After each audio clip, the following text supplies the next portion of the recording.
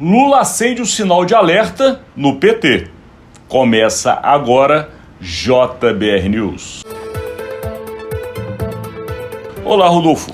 Tudo bem, Alexandre? Oi, amigas, amigos. Iniciando aí mais uma semana, depois de, claro, fazer um levantamento que Rodolfo Lago se dedicou.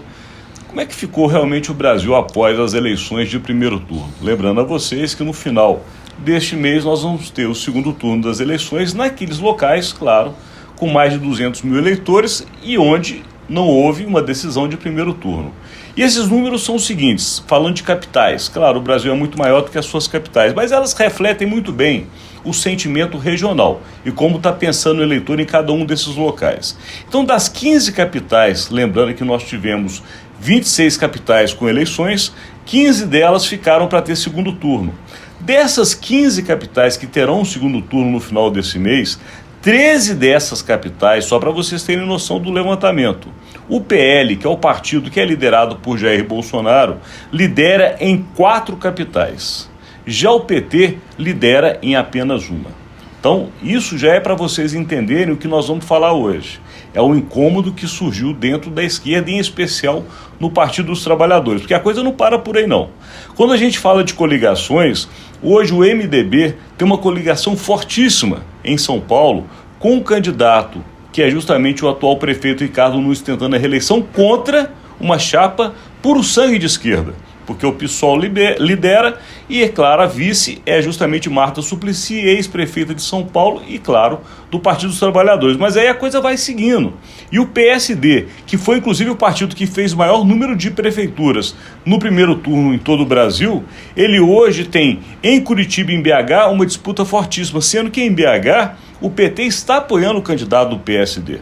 Quando a gente vai para o PP, que é um outro partido chamado de centro-direita, ele está liderando e disputando em João Pessoa. E o Avante, que é um partido nem tão conhecido assim, mas também sinaliza mais à direita, está forte em Manaus. E como se não bastasse tudo isso, o PL ainda poderá ser o partido que vai eleger o maior número de prefeitos de capitais nesta eleição. Todo este cenário, claro, acendeu a luz de alerta. E não foi por ninguém, qualquer pessoa não, foi pelo próprio presidente Lula. O presidente Lula, na sexta-feira, falou duramente sobre o incômodo que afeta hoje o PT e, claro, o próprio governo, que é justamente esse resultado que não é bom. E dentro desse assunto, né, Rodolfo Lago, antes de jogar para você, porque esse levantamento é todo seu, é importante lembrar uma frase que nós conversamos aqui. O presidente do PSD, esse partido que sai tão forte das eleições municipais, Gilberto Kassab, deixou claro que ainda que a esquerda esteja diminuindo e até o PT se enfraquecendo, Lula está acima dos partidos. Lula está acima da esquerda. Lula é um caso à parte. Mas aí, Rodolfo?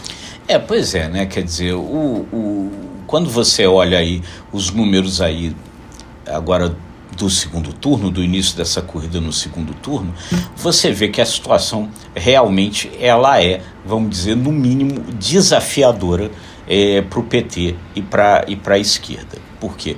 Realmente os números não são nada bons, né? Você tem aí das 15 capitais onde vai ter segundo turno, houve já ou pesquisa ou pelo menos uma simulação feita ali na véspera da eleição, no sábado, em 13. E aí é isso. PL liderando em 4, com as duas que já tinha ganho no primeiro turno, vão para 6 e se torna aí o partido, se esses números se confirmarem, se torna o partido com o maior número de prefeitos nas capitais.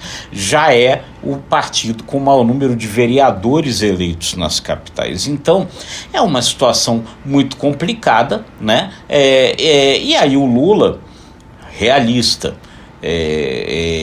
pragmático, como sempre se mostrou, o Lula deu a real numa entrevista na sexta-feira, tirando aquela lente cor-de-rosa que a presidente do PT, a Gleice Hoffmann, tinha usado para fazer essa avaliação, dizendo o PT foi bem porque elegeu mais prefeito agora do que em 2018. Em 2018 o PT estava na oposição, agora o PT está no governo. Então essa comparação ela não cabe muito, e aí o Lula foi muito claro, disse, não, o PT foi mal, o PT precisa rediscutir a forma como está atuando, a forma como se aproxima, especialmente das periferias. O PT perdeu a conexão com as camadas mais baixas da população, precisa reencontrar essa conexão, segundo o presidente Lula, que faz um diagnóstico muito claro. O grande problema é que o PT,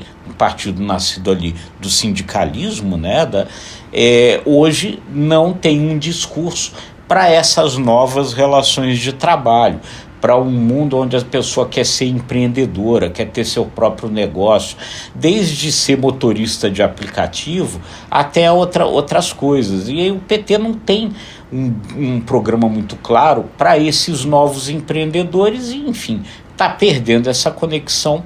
E quem disse isso foi ninguém mais, ninguém menos do que o próprio presidente Lula. E como o próprio Kassab, que é um homem muito experiente, sabido da política, deixou claro: se tem uma coisa que Lula tem acima de qualquer outra pessoa, é conhecimento de política. Tanto que ele está acima dos partidos e acima da esquerda. Portanto, Lula entende quando o problema chegou à sua casa.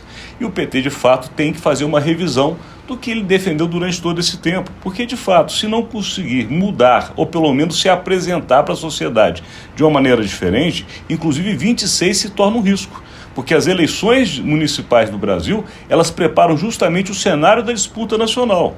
E, obviamente, são apenas 2 anos para o presidente Lula concluir o seu governo, pelo menos nesse caso do mandato, e, obviamente, fazer as entregas. Portanto, a economia é o grande foco nesses 2 anos. Agora, uma economia que depende de apoios no Congresso Nacional, que a gente sabe, com esse cenário, com certeza vai cobrar mais caro do que normalmente já cobra, né? Com certeza, né?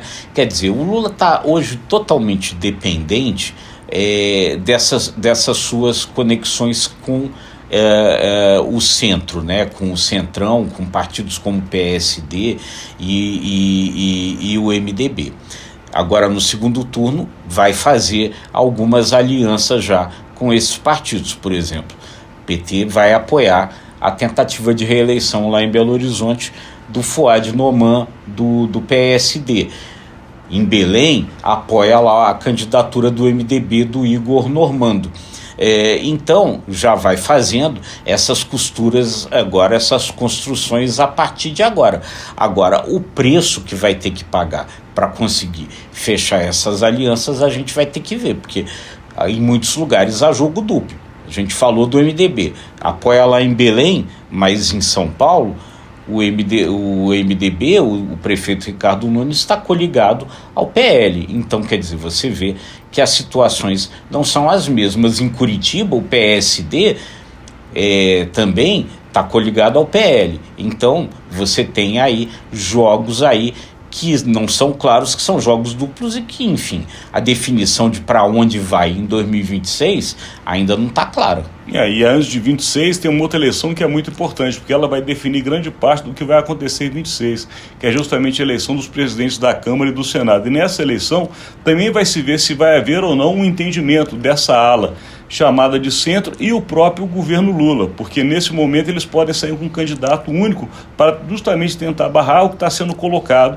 que é Hugo Mota. Talvez eles saiam aí com uma coligação que possa unir não só o União Brasil, o MDB e o PSD, mas talvez até o próprio PT e, quem sabe, outros partidos de esquerda. Esse vai ser o grande teste para preparar 26. É isso aí.